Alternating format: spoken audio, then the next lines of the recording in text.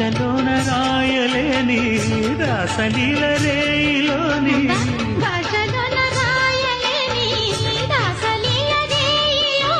యమునా తరంగాల కమనీయ శృంగార కళలెన్నో చూపింది కళలెన్నో రేపింది కొత్తగా రెక్కలొచ్చెనా గూటిలోని గువ పిల్లకి